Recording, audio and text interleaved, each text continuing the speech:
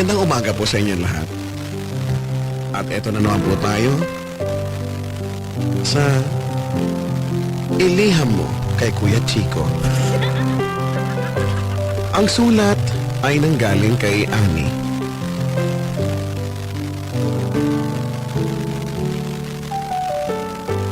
At ang sabi niya sa sulat, Dear Kuya Chico, wala pa nga. Sorry. Excited ako eh. Itago mo na lang ako sa pangalang Annie. Isa akong part-time masahista sa isang adult massage parlor. Pero tuwing umaga ay sa bakery ako nagtatrabaho bilang part-time panadera. Bakit na pa kinalaman niyo? Huwag ka na kasi muna. Sorry.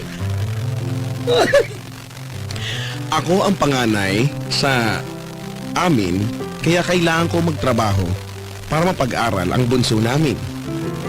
Ako din ang bunso. Dahil wala naman akong kapatid. Kaya,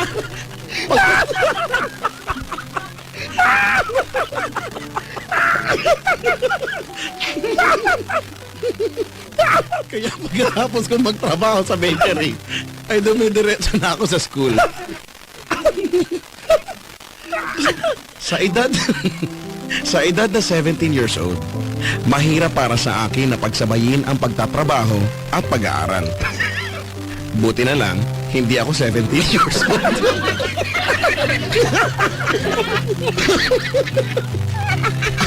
Ako ay 21 years old at graduating student sa kursong accounting.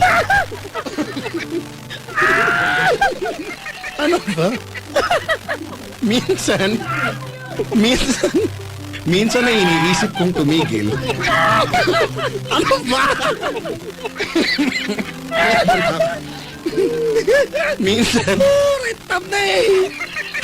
Minsan na iniisip kong itigil na lang ang isa sa part-time na trabaho ko dahil pareho naman silang tig-4 na oras. Pareho din naman ang sweldo. At pareho din naman ang ginagawa ko at ang pinagkaiba lang ay sa bakery, tinapay ang minamasahe ko at hindi humihingi ng extra service ang tinapay.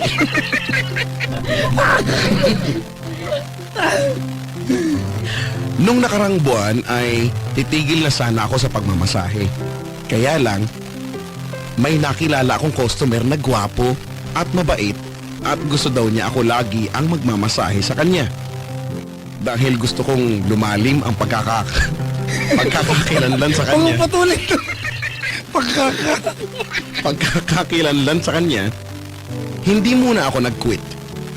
Yung trabaho ko na lang sana sa bakery ang ititigil ko, pero may nakilala din akong customer na gwapo din at mabait.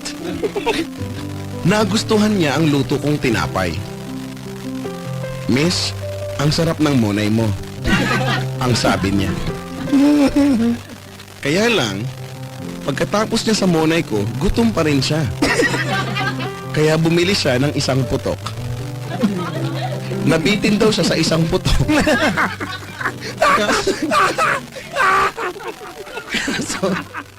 Kaso wala na siyang pera.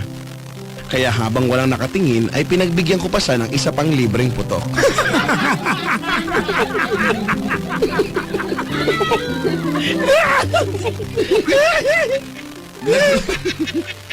Naguguluhan ako ngayon, Kuya Chico, kung ano ang iiwanan ko na trabaho.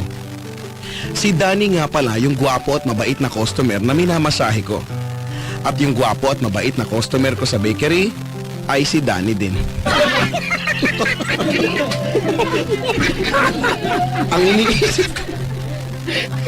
Ang iniisip ko lang, kapag nag-quit ako sa bakery, hindi ko na mabibigyan ng libreng putok si Danny. Pero kung sa pagmamasahe naman ako nag-quit, lagi ng libre ang mga putok ni Danny. Sana ay mapayuhan mo ako, Kuya Chico. Lubos na gumagalang Ani. Yan po ang liham Para sa iliham mo kay Kuya Chico.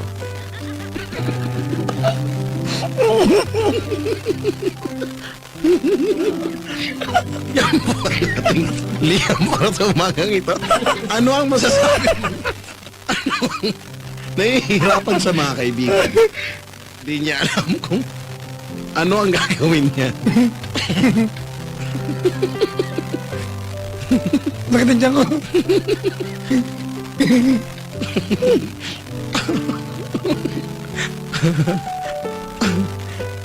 Ay, ang hirap malagay sa sitwasyon mo, Ani. May ganong comment.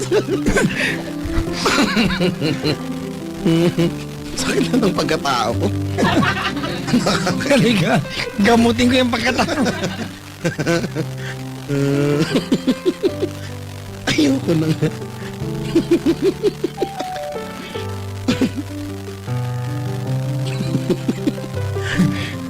Sabi, ang laki ng problema niya. Ayoko na. Totoo yung part na. Wala pala siya. Siya pala yung bunso din. Taka ang pusa. Yung, ano yung sinabi niya doon? Yung kailangan niya magtrabaho.